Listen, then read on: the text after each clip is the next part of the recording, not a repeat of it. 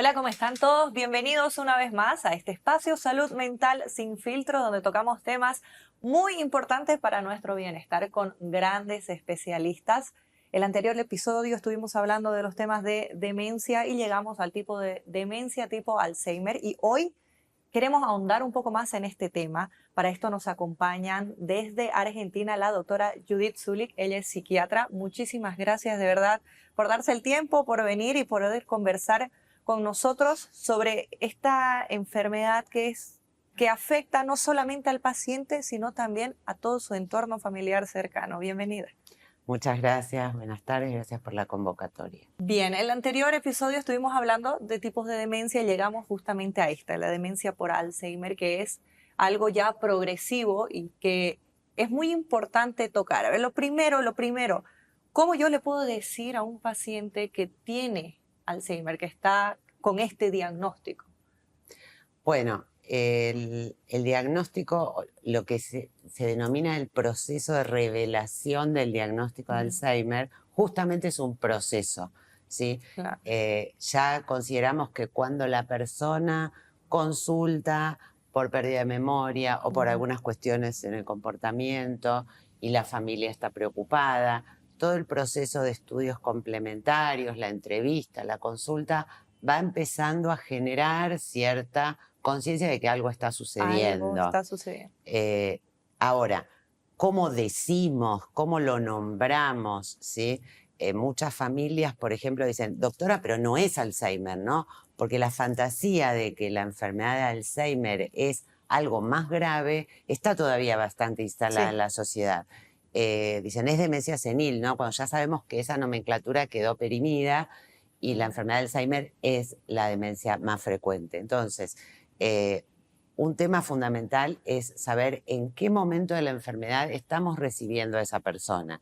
No es lo mismo una persona que empieza a percibir sus déficits, que tiene la inquietud de consultar, que una persona tal vez de 90 años o de 85, que está con deterioro cognitivo y es la familia la que la trae a la consulta y no tiene registro de sus deficiencias, que es lo que se denomina nosognosia. Entonces uno tiene que pensar, cuando va a dar un diagnóstico, a quién se lo va a dar, cómo y cuándo. El tema no es si dar o no el diagnóstico, sino cómo y cuándo. Hay que dar. Allá por los años 90 había muchos trabajos que se estableció un debate entre decir o no decir el Eso le diagnóstico, quería ¿sí? preguntar. Los detractores avalaban que esto tenía que ver con el riesgo de generar ansiedad, depresión, promover tal vez o desencadenar un suicidio en una persona a la que se le decía.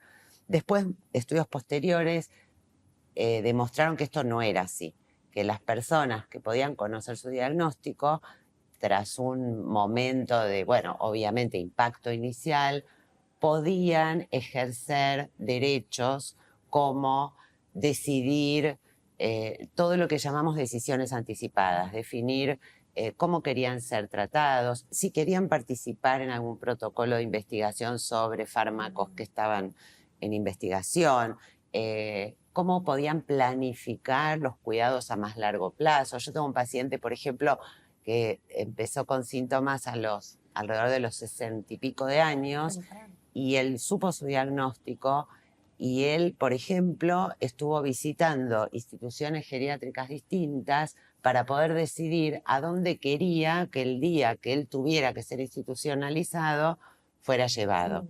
Y esto se cumplió. Y esto fue un alivio enorme para la familia, porque lo único que tuvo que hacer es cumplir la voluntad de él. De la persona que fue Ahora, diagnosticada. distinto es cuando llegamos a un diagnóstico más tardíamente y la persona ya no tiene capacidades para anticiparse, para planificar, ni para pensar cómo quiere ser cuidado más adelante. Y allí es donde aparecen estos dilemas éticos, donde la familia es la que tiene que poder darnos, ponerse en el lugar de la persona, ¿sí? Y en calidad de representantes para decir a él o a ella le hubiera gustado tal o cual cosa, hubiera elegido tal o cual cosa, ¿sí?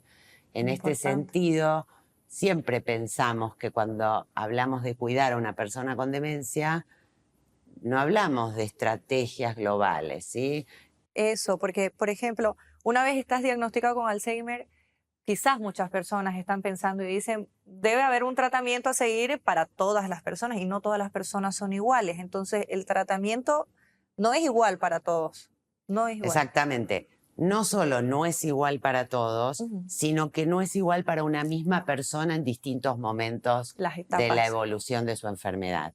Entonces, la idea es poder conceptualizar que esto es un proceso dinámico, que va a ir variando y en este sentido nos va a desafiar a los profesionales de cómo acompañar a esa persona y a esa familia en los distintos momentos de la enfermedad.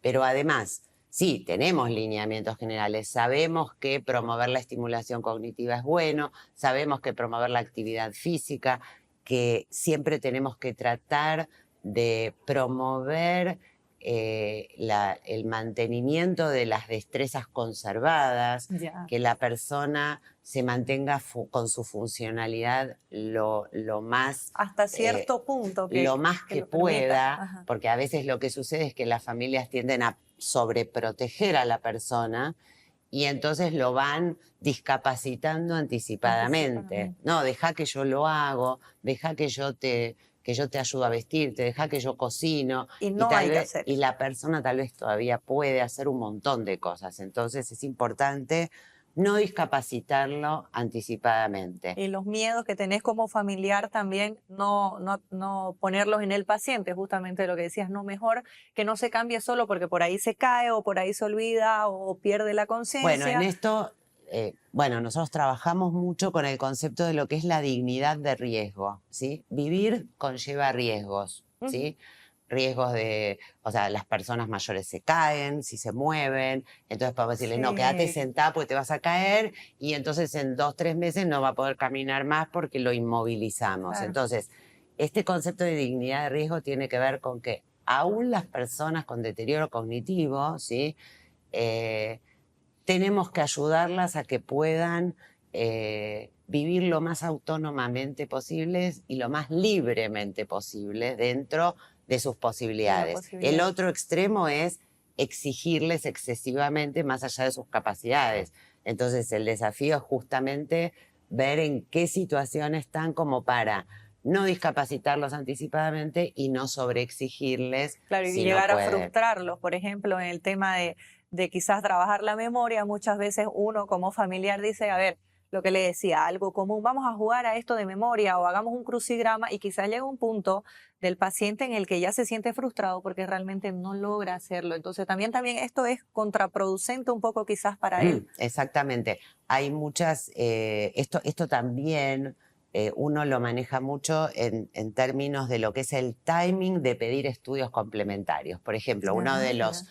complementos y centrales para hacer diagnóstico de demencia es la evaluación neurocognitiva, ¿sí? Ujú. Pero uno tiene que evaluar si esa persona está en el momento en que puede acceder a hacer una evaluación neurocognitiva. Hay estudios, bueno, que lideró un argentino hace ya bastantes años, que daban cuenta de cómo se desencadenaban reacciones catastróficas en personas con deterioro cognitivo, sobre todo vascular, frente a la evaluación cognitiva, por justamente el impacto que les producía la frustración de no poder, de no tener la capacidad de respuesta. Ujú. Entonces uno cuando diseña estas cosas tiene que pensar primero cómo fue esa persona, qué personalidad tiene. No le vamos a pedir a una persona que nunca tuvo actividad intelectual, Claro, que fue, por ejemplo, un deportista de toda la vida, pero no leyó nunca un libro, claro, se que ponga a empiece a leer. leer, por ejemplo, Claro. ¿no? Más bien vamos a tratar de optimizar lo que tiene como memoria emocional y lo que tiene que ver con su personalidad. Entonces, también para diseñar las estrategias de estimulación tenemos que conocer bien a la persona, saber cuáles eran sus hábitos, sus intereses, sus rasgos de personalidad. O sea que aquí Y también es muy importante el cuidador, Es decir, la persona que le va a indicar al doctor, bueno, él es así, le gusta esto, no le gusta esto, y conocer muy bien a la persona que tiene, que ya es diagnosticada con Alzheimer para que tenga una buena calidad de vida. Porque distinto es alguien que quizás no lo conoce mucho y dice, bueno, está diagnosticado, pero yo no sabía, qué sé yo, muy bien cuáles eran sus gustos, qué es lo que Bueno, le... a mí me pasa frecuentemente en el consultorio Ajá. que vienen familias muy angustiadas y me dicen, doctora, mire, acá el neurólogo le mandó estimulación cognitiva, Ujú. pero él no quiere ir. Entonces se angustian porque sienten que no están cumpliendo con las pautas terapéuticas que Ya. deberían hacerle bien. Y realmente uno priorizar la calidad de vida también es que la persona tenga actividades que le sean fundamentalmente Uh, gratificantes, con lo cual uno ahí tiene que desandar ese camino y ver cómo ayuda a esa familia a que esa persona pueda seguir estimulada, pero sin cuestiones que sean un tironeo permanente, porque ahí se suma lo que llamamos el estrés del cuidador y el otro gran tema en las demencias, que es cuidar a los que cuidan, ¿sí? sí, Tenemos justamente. que apoyar, cuidar a las personas que pueden ser familiares o pueden ser cuidadores formales también. Claro, porque siempre va a tener quizás, aunque seas el familiar, necesitas un apoyo también, como decía, cuidar a los que cuidan para tener un poco un tiempo de libertad o de estar bien mentalmente para poder apoyar también a nuestro ser querido, a nuestro ser amado que está atravesando por esto. Entonces, es necesario tener un cuidador o siempre o quizás ya llega un punto en la demencia por Alzheimer en que sí o sí se necesita un cuidado de 24 horas para estas personas. Bueno, puede llegar el momento evolutivo de la enfermedad en que sea necesario un cuidado de 24 horas permanente, si la persona ya está en una situación de dependencia funcional, y ahí es donde aparece la institución como, digamos, un protagonista importante, pero como estas enfermedades tienden a durar muchos años y, y los costos sanitarios tienen que ver fundamentalmente con los costos de cuidado, uno intenta demorar lo más posible el Esa momento de etapa. Ujú. institucionalización. Ahora, esto va a depender mucho de la salud del cuidador. Es decir, el momento en que una persona con demencia se institucionaliza no depende tanto o solamente o principalmente del estado o del momento evolutivo de la enfermedad como de la situación del cuidador.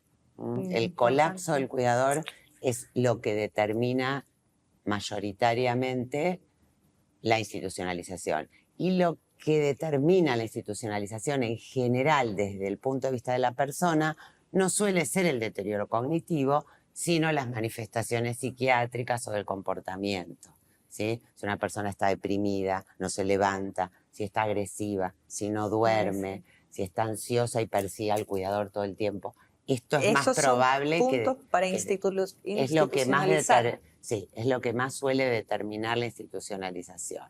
Y como yo sé, por ejemplo, que mi familiar está cambiando ya o está evolucionando el tema de la etapa del Alzheimer, eh, porque, por ejemplo, quizás antes sí le gustaba salir a caminar porque era alguien que caminaba y nosotros lo sacamos a caminar, pero de pronto él comienza, qué sé yo, a olvidarse o a... ¿Cómo yo puedo decirle al doctor cuántas veces tendría que ir o es de acuerdo a cada paciente? Bueno, en general, yo siempre digo algo y todos los colegas me odian, que es teléfono a las 24 horas, porque la Claro, realidad es que el cuidador necesita, el familiar, tener sin duda. un apoyo permanente donde pueda ir chequeando las situaciones que van sucediendo. Muchas veces los citan cada 6 meses, cada 3 meses, pero en Mm, esos meses pudieron pasar un montón algo. de cosas, ¿sí? Pudieron pasar desde cuestiones médicas Ujú. que determinaron un empeoramiento de la evolución de la enfermedad, hasta cuestiones propias de la evolución de la enfermedad. Y la familia a veces se encuentra sin recursos. Entonces, bueno, poder estar disponible y que sepan que uno está y que pueden consultar es fundamental, ¿sí? Ahora, yo como, hablemos un poco del cuidador. yo como cuidador, ¿cómo puedo cuidarme? ¿Qué tendría que hacer yo para poder tener esta salud emocional fuerte y poder cuidar justamente a mi Bueno, familiar, a mi sabemos que los paciente? cuidadores tienen una tasa mucho más alta de problemas inmunológicos, de hipertensión Mm, arterial, de depresión, de consumo de psicofármacos, de insomnio. Es decir, es una población vulnerable, solamente por el hecho de ser cuidador de una persona con demencia. Con lo cual, todo lo que uno pueda detectar en la consulta, es muy habitual que uno después termine en realidad abordando a la familia, no solo totalmente. para ver cómo aborda y maneja a la persona con demencia, sino a sí misma, ¿sí? Claro. Puede ser de Mm, utilidad recurrir a los grupos de autoayuda. Bueno, en Argentina tenemos ALMA, acá también debe estar la Asociación de Lucha contra el Mal de Alzheimer, que, que configura grupos de pares donde comparten experiencias, estrategias y suele ser muy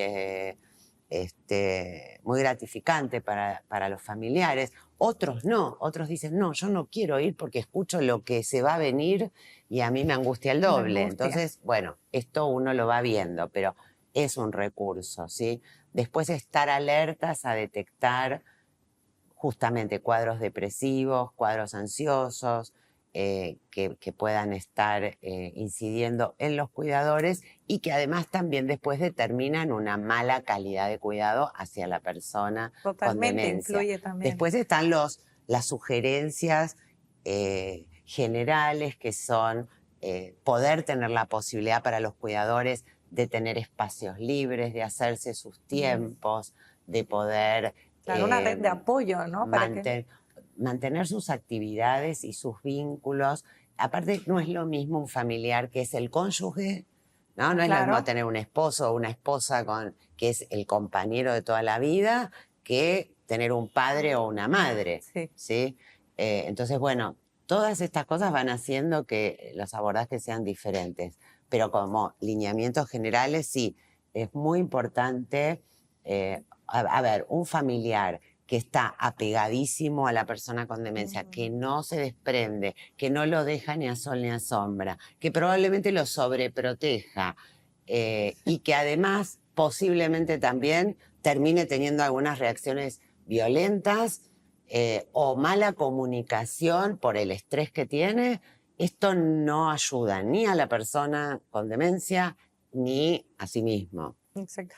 Ahora, eh, bueno, hablando un poco del tema de la conexión justamente que estamos diciendo, debe ser muy duro para los familiares darse cuenta que de a poco la persona que está diagnosticada va perdiendo el recuerdo de quién sos, el recuerdo del pasado. Entonces, ¿cómo yo puedo seguir conectándome emocionalmente a esta persona y no perder ahí ya la calma? Porque quizás muchas veces ya cuando ellos van perdiendo un poco de, no me reconocen, no sé, no saben quién soy, no saben quiénes son los familiares, ya un poco uno va perdiendo más la paciencia o le va doliendo más o muchas veces quizás se pueden llegar hasta enojar el hecho de que Ujú. no puede ser que no se acuerde de mí y no se Mira, es entienda. muy... Lo que uno ve más Ujú. no es... Puede pasar que en estadios más avanzados de la enfermedad la persona no pueda mencionar es mi hija o es Ok, mi esposo, ¿no? claro. Pero la memoria emocional del vínculo afectivo con esa otra persona en general no se pierde hasta cuando ya la persona Wow, está cercana al final. Es importante decir, saber. esto es importante saber. Sí. A veces uno ve familias que dicen, bueno, mamá, decime cómo me llamo. ¿Te acordás? Sí, ¿Cómo? ¿No te acordás cómo me llamo? ¿Cómo se llama mi hija? Bueno, esto va camino a la frustración segura. totalmente. Pero esto no quita que la persona cuando ve a su hija la recibe con una La sonrisa, se emoción. pone contenta, sabe que es alguien familiar. Esta memoria Ay, ay, ay. afectiva es mucho más, digamos, se pierde cuando ya la persona prácticamente está en el estadio muy, muy final. Ujú. Con lo cual, hace muchos años ya se empezó a modificar el enfoque de lo que era antes la idea de que a las personas con demencia había que reorientarlas, porque esa era la estimulación, Claro. ¿no? Y reiterarles, Se decía, acordate que hoy está el día, y yo soy tu yo hija. soy tu hija. Y bueno, y se vio que esto no servía para nada, no es que la persona recordaba más si uno le machacaba qué día era, qué mes era, qué familiar era, y al contrario, podía frustrarlo, podía desencadenar reacciones más agresivas.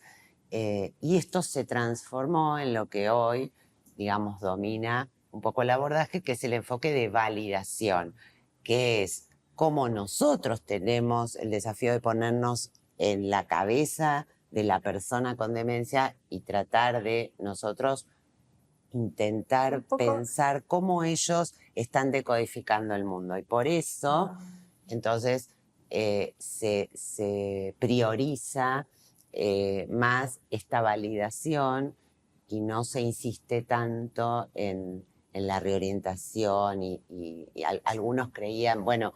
Pero la calma, digamos, también para las personas, el hecho de decir de que emocionalmente todavía estas personas sí te pueden recordar, aunque no sepan tu nombre, no recuerden yo soy tu Tenemos hija, lo que que estamos pensar que el diciendo. tipo de recuerdo, Ajá. digamos, no es el que nosotros Queremos. tenemos, consideramos habitualmente, ¿sí? El registro es otro, pasa por otro lado, ¿sí?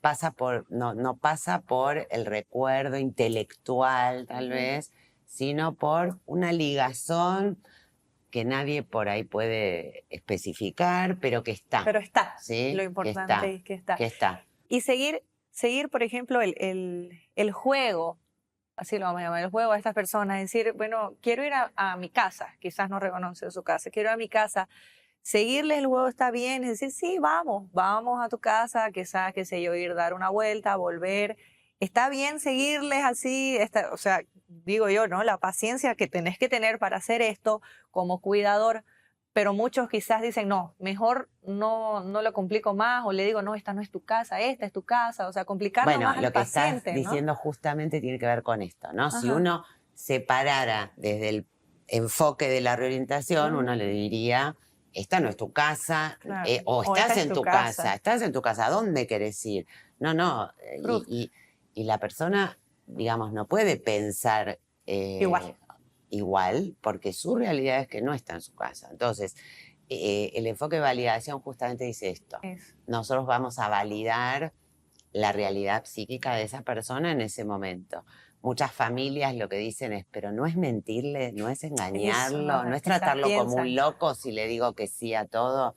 Bueno, uno puede intentar un montón de abordajes. Por ejemplo, en este sentido, la falta de memoria se puede transformar en un aliado, ¿sí? Porque uno intenta, y la falta de atención, uno intenta a veces maniobras distractivas, ¿sí? Correr a la persona de esa fijación que tiene en ese momento, con otra propuesta, con otra idea, y ahí, bueno, nos viene en ayuda el tema de la falta de memoria y por ahí la persona se olvida. Sí. A veces no, pero entonces sí uno tiene que poder acompañar a donde está la cabeza de la persona, no donde está la nuestra. Para ir cerrando, querida doctora, bueno, las personas que están diagnosticadas con esto va para las personas que están diagnosticadas, ¿qué cuidado podría tener yo si está detectado en un momento temprano? ¿Qué cuidados qué cambios de vida, de rutina podría tener yo para ralentizar quizás el proceso? ¿Vos como familiar? No, yo como persona que tengo o que estoy diagnosticada. Ajá. ¿Hay algún cambio que yo pueda hacer si es que está diagnosticado de manera temprana, por ejemplo, y que tengo toda la capacidad para tomar decisiones, para planificar, como hablábamos un poco, el tema del futuro? ¿Hay algún cambio que se deba Mira, dar? hay estudios, los estudios que se hicieron respecto de qué pasó con las personas, o qué pasa con las personas a las que se les da su diagnóstico y cómo reaccionan. La mayoría, lo que, digamos, los estudios más importantes, lo que traen es que las personas dicen que lo que más quieren es pasar tiempo con su familia. disfrutar de los vínculos y estar más con sus hijos, con sus nietos, ¿no? Mientras pueden Mientras estar. puedan. Entonces, yo siempre le digo a mis pacientes, la única obligación que tiene es pasarla bien. Bien. Ahora, obviamente, cuando uno tiene un diagnóstico de Alzheimer o de otra demencia, uno puede pensar esto como una sentencia, ¿sí? Sí. Y que ya no hay nada por hacer. Hay un montón de cosas por hacer, ¿sí? En principio, en un estadio inicial como el que vos traés, lo más importante es mantener la funcionalidad lo más que se pueda. La autonomía, la autovalidez, ¿sí? Que la persona pueda seguir haciendo lo que, hasta que ya no pueda, pero mientras pueda, Seguir no haciendo. sobreasistirlo, ¿sí? No Bien. venir a ayudarlo más de lo De que la cuenta. necesita, ¿sí? Y lo opuesto también, cuando uno empieza a percibir que hay cosas que no puede, sí poder ayudar y asistir, pero promover la funcionalidad, promover las actividades placenteras, tratar condiciones que pueden acentuar el deterioro, como por ejemplo un cuadro depresivo o un cuadro psicótico. Estas son las cosas que uno puede ir generando para que el proceso sea lo más solapado posible, ¿sí? Es decir, la declinación va a ir llegando, pero puede llegar en una curva así Claro, o más amortiguado. puede ser más solapada. Bien, muchísimas gracias, doctora. De verdad fue un gusto tenerla, un gusto poder hablar sobre este tema que quizás a muchas personas aquí les ha ayudado. Conmigo será hasta una próxima oportunidad. Nos vemos pronto.